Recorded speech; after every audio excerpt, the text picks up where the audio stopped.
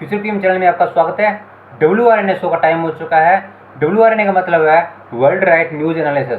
आज हम बात करने वाले हैं वो एक बहुत ही अहम टॉपिक पर बात करने वाले हैं, वो है पीएम मोदी को गाली क्यों दे रहे हैं।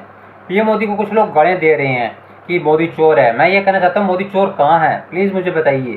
भारत के अंदर एयर स्ट्राइक रात को हो रही है, सर्जिकल स्ट्राइक रात को हो रही है, ऑपरेशन सिंदूर रात को हो रहा है, नोटबंदी रात को हो रही है, लॉकडाउन रात को हो रहे हैं, तो कहाँ है मोदी चोर, मुझे ये बताइए। जो लोग बोल रहे हैं चौकीदार चोर है, मैं ये उनके लिए है। चौकीदार जाग है तब सब कुछ हो रहा है रात को भाई। और जो लोग ये मोदी को गाली दे रहे हैं बार बार, कुछ न्यूज़ चैनलों को भी गाली दे रहे हैं कि गोदी मीडिया गोदी मीडिया गोदी मीडिया, मैं कहना चाहता हूँ तुम ऐसे वर्ड ना बोलो तो बेहतर है। और ये वर्ड इसलिए है कि तुम इस देश की खा रहे हो और इसी देश की थाली में छेद कर रहे हो। इसका विश्लेषण हम इसी वीडियो में बताएंगे। क्यों ये बात मैं कह रहा हूँ, ये बात इसलिए मैं कह रहा हूँ क्योंकि आप देश की जनता के जो टैक्स है उसी का पैसा खा रहे हो, और वो जनता मोदी जी की सपोर्ट में है, और उन्हीं लोगों को आप गाली दे रहे हो। ये थोड़ी सी चीज़ सोचने की है। जो मैंने ये लाइन बोली है ना, बहुत सोच समझ के है, क्योंकि आप वीडियो को पूरा देखोगे आप। इसलिए मोदी जी ने क्या ऐसा कोई काम गलत किया, इसका मुझे साइंटिफिक रीजन दो आप मुझे। आप बोल रहे हो गवर्नमेंट जॉब नहीं मिल रही, तो भाई साहब गवर्नमेंट जॉब में ही पड़े रहे तो हम पूरी उम्र इसी में ही पड़े रह जाएंगे। प्राइवेट सेक्टर को कभी आगे नहीं लेके जा पाएंगे हम। बात तो बड़ी बड़ी करते हैं हम, बात तो हम बड़ी कर रहे हैं कि हमारा देश आगे नहीं जा रहा, आगे नहीं जा रहा, पर उन देशों जिनसे आप कल्पना कर रहे हो, जैसे US, Russia, France, Britain, Japan, Taiwan, Indonesia Indonesia तो नहीं है अभी, मलेशिया साइड कुछ देश और भी हैं जिनकी देश से आप तुलना कर रहे हो लगातार भारत की। मैं कहना चाहता हूँ तुम भारत की कमियाँ निकालते हो, कभी खुद के घर में कमियाँ निकाली तुम लोगों ने कभी कि हमारे घर के अंदर क्या कमियाँ हैं? नहीं निकाली इन लोगों ने, क्योंकि उनको देश की 40 करोड़ जनता की कमियाँ और देश की कमी निकालना ही अच्छा लगता है उनको। सारा दिन बैठे बैठे इंस्टाग्राम पे, फेसबुक पे, यूट्यूब पे कमेंट लिखते थे मोदी चोर है, मोदी गोदी मीडिया है, ये है वो है, चौथी फेल है। बताओ चौथी फेल वाला वंदे भारत के बारे, वंदे भारत जो ट्रेन लेके आया है भारत के अंदर, लगातार अब चल रही है, लगातार वंदे भारत का जमाना लेकर आ गया मोदी। हर चीज़ के अंदर, इंफ्रास्ट्रक्चर के अंदर भारत को नंबर 1 लेके आ गया। भारत आज विदेशों में हथियार बेचने लग गया है। एक टाइम था हम बेचते थे, पर इतना नहीं बेचते थे। जिस व्यक्ति को तुम चौथी फेल कह रहे हो ना, आज इंटरनेशनल तौर पर ना भारत को हर बच्चा जानता है, जितना कांग्रेस के टाइम में, डॉक्टर मनमोहन सिंह के टाइम में कोई नहीं जानता था। बहुत अच्छा था, एजुकेटेड था, डॉक्टर होने के बावजूद तो ऑपरेशन करना नहीं आता यार। कम से कम जो मोदी ऑपरेशन तो करके गया, कम से कम ऑपरेशन सिंदूर है।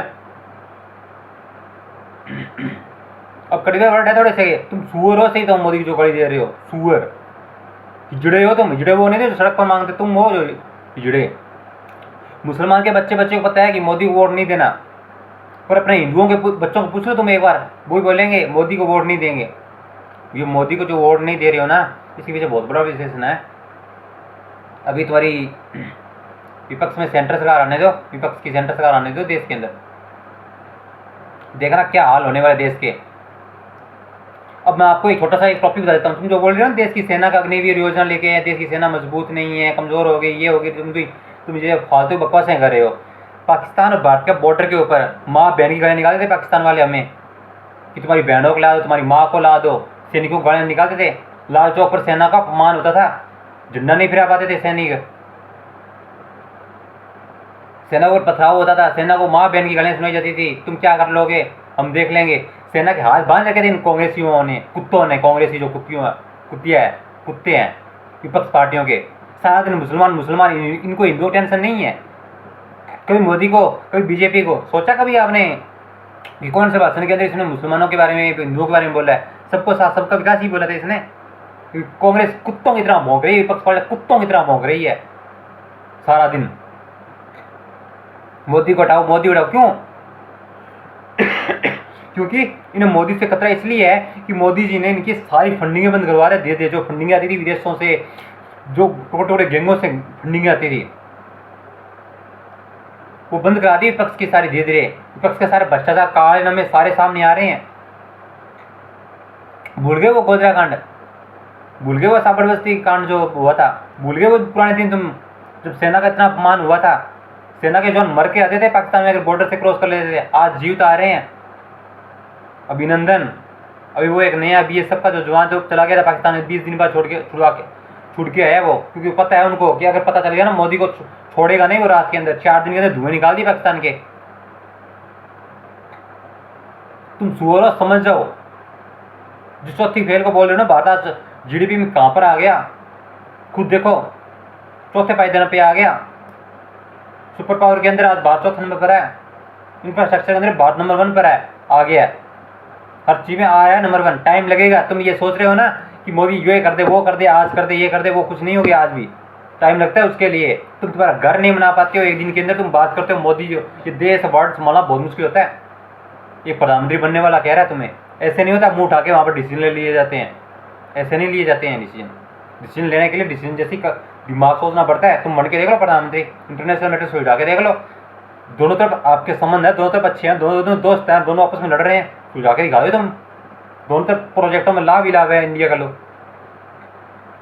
ये गालियां देनी बंद करो सूरों मोदी को, बार बार तुम गालियां दे रहे हो।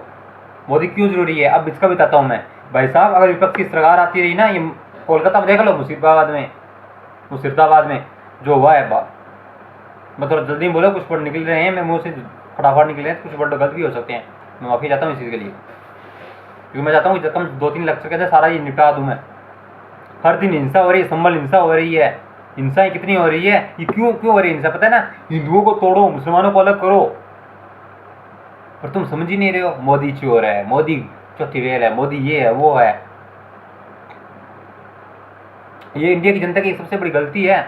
ये जैसे इंडिया की जनता के अंदर, मैं इनको बात कर रहा हूँ जो सुअर, जो हिजड़े हैं, जो कुत्ते हैं, जो देश को खा रहे हैं, मैं इनको बात कर रहा हूँ कि इंडिया में एक सबसे बड़ी प्रॉब्लम है कि इंडिया की जनता को जितनी हम भलाई करेंगे ना, इंडिया की जनता, मैं सही बोल रहा हूँ, इंडिया की जनता ही बोल रहा हूँ, कोई गुस्सा लगे वाली किसी को, कि अपने इंडिया की जनता की एक सबसे बड़ी प्रॉब्लम तो क्या है कि जो अपने बारे में भला सोचेगा ना, हम उसी को खत्म करेंगे, और जो अपने बारे में बुरा सोचेगा हम उसी को चढ़ाएंगे। और ये देख लो कांग्रेसियों को इस बार लोकसभा के अंदर ही 2024 वाले में, वो राम का मिंद्र बनवा रहा है मोदी, देश को डेवलपमेंट में आगे लेके जा रहा है, बड़े बड़े हाईवे, बड़े बड़े सड़कें लेके जा रहे हैं। उसकी क्या हालत छोड़ी अपने, उसको आंखों में आंसू नहीं आए थे क्या उस टाइम जब वो आया था?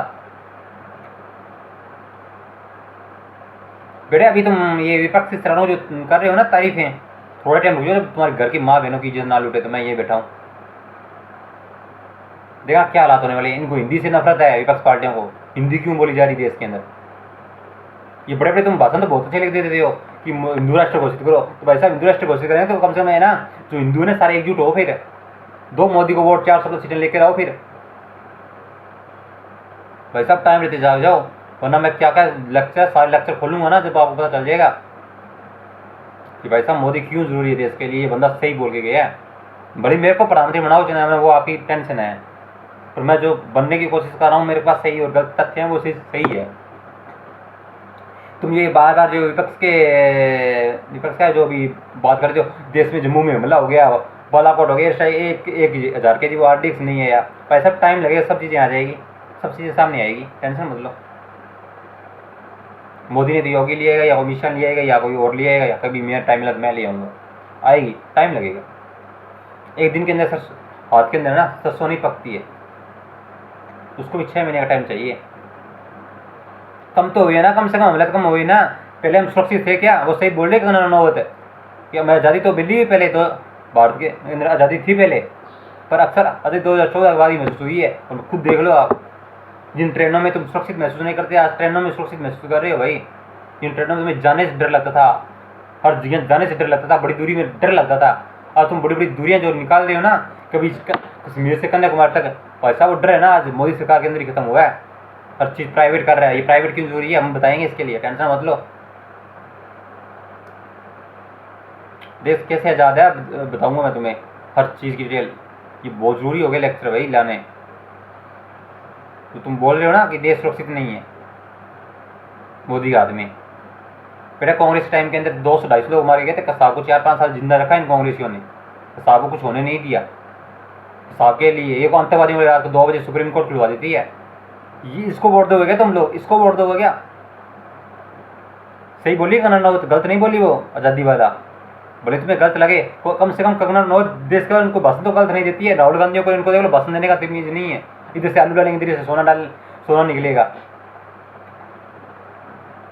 क्या दोगे इनको वोट यार? तुम सारा दिन देश तोड़ने की बात करती रहती है विपक्ष पार्टियां।